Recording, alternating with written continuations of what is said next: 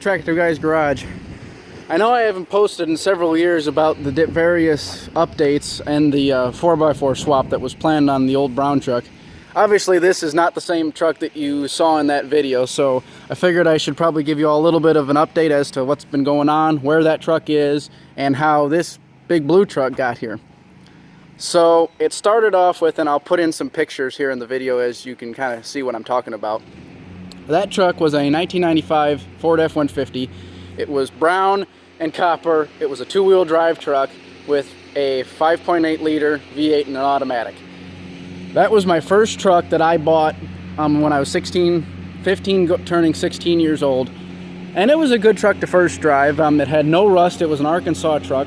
So having that truck was kind of nice because it looked a lot cleaner than a lot of vehicles from the age. But it did have a couple problems. One of them was that the transmission was having an issue with shifting and where it made noise when it shifted between drive and reverse. And a couple other minor things, and the fact that it was just a two-wheel drive and that I was going to have to convert it.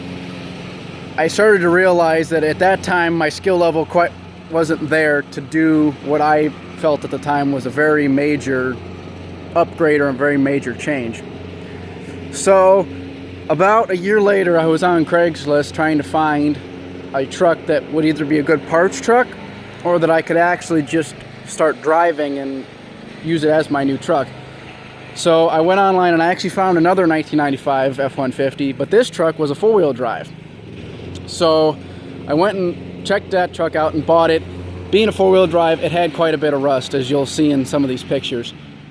But for a truck of its age and for the condition that it was in and the price I got it for, I felt it was a pretty good deal at the time, and it did indeed serve me well.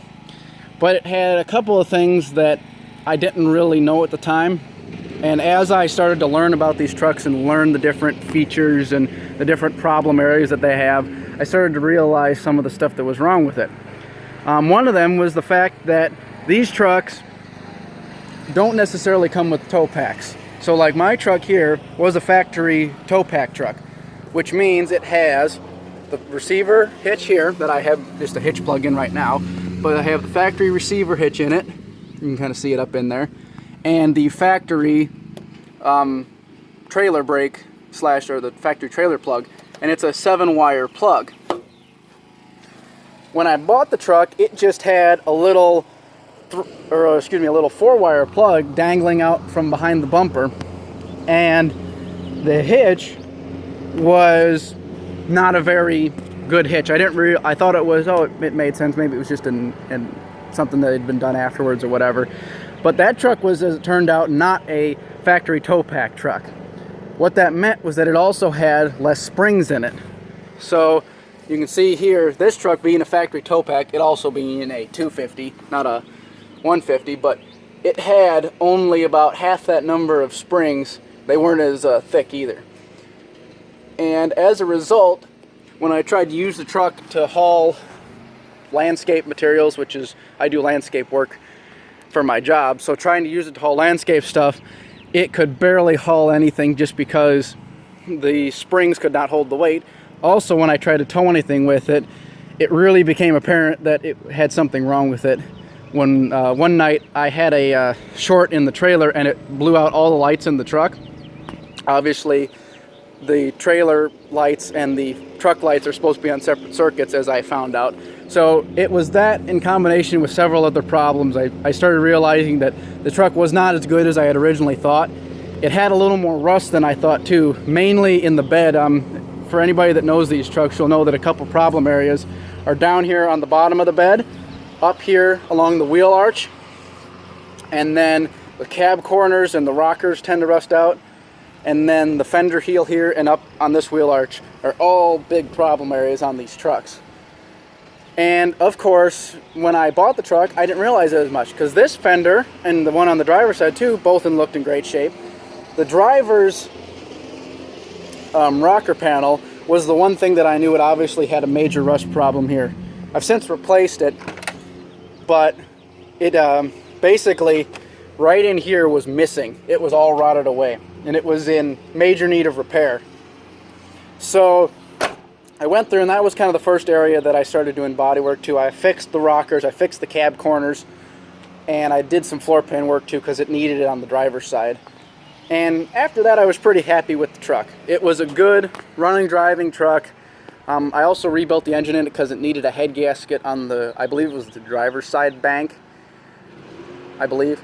And basically it was going to be easier to rebuild it out of the motor, or take the motor apart out of the truck, rather than trying to fight with it in the truck. And I said, well, since I've got it out and I've got to do all this work anyway, I might as well just go ahead and rebuild it. Basically then, after I did all that, I started daily driving the truck more, and that's when I started to realize it had some of those problems with the wiring, and I realized in the bed it had more rust issues than I had thought it did. And so about 6 months to a year later, I started realizing that, okay, I needed to either do some serious work to this truck, or I needed to find a truck that was in good shape that I could use some parts off of, and that's actually what I ended up doing. Since I needed the heavier duty suspension components to do the landscape work that I wanted, and it needed some framework too, as well as some other stuff, and it was going to be easier just to find a parts truck. And I actually, as it turns out, did find a truck that the front end was basically had already been stripped off and sold off, and what was left was the bed and the frame and the axles. And I went and picked that up because the bed was in pretty much, it only really had one problem area, and it was this wheel arch right here. You can kind of see where I missed some areas of rust that I have to take care of.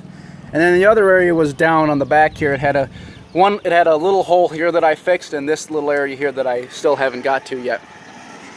But then, as you might have seen, the other side is fine. It actually had undercoating on this side here that I went ahead and painted to make it match the truck. But this side is fine. There's absolutely no rust in here. It's a little dirty. I have to clean it again. But there's no major rust, which was a big selling point. So I ended up picking that truck up, did the work I needed to get the bed fixed and ready. And then I did what I called the great swap. Basically, we picked up the cab, set it on a stand, basically right here in the driveway, took the engine out, took the engine, transmission, and transfer case out as one big assembly, and essentially swapped everything over from frame to frame, and got everything all the way it was supposed to be, and then put it back together. And it ended up looking something like this. And obviously, other than the paintwork looking a little bit goofy, it was the truck that I wanted. Except one other thing was the tires were from the 90s, the ones I had, because I needed 8-lug rims, and I wanted some new tires, and I ended up buying a set of these here.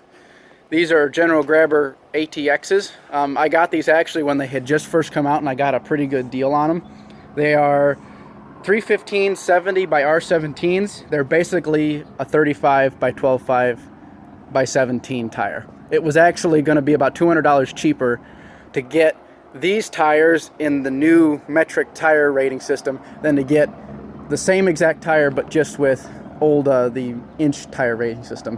And I got a set of new Pro Comp 1069 rims with it too, and I think it looks pretty good. I need to clean the truck up from this winter a little bit, but it turned out really nice. And I drove it for a couple months, and at that point I was going to be going off to school, and I realized, okay, there's some work that I wanted to do and some upgrades, but I needed at least it to be all one color. So that's when some of these pictures show the disassembly and the actual painting of the different components of the truck. With this is actually a Duplicolor paint shop series. It's a lacquer paint. It was never meant to be a permanent paint job. It was just meant to make the truck look decent for a little while until I could get all of the other stuff I wanted done, and then I will actually go back and repaint it the original color of this royal blue here. That's what's still in the bed, and this is what color it's going to go back to, is a slightly lighter shade, but basically that. So I got it painted and got it all put back and assembled, and at that point I just started using it a little bit more, and then I had to go off to school. So basically then nothing has got much done after that. And essentially, that's pretty much the truck as it is now.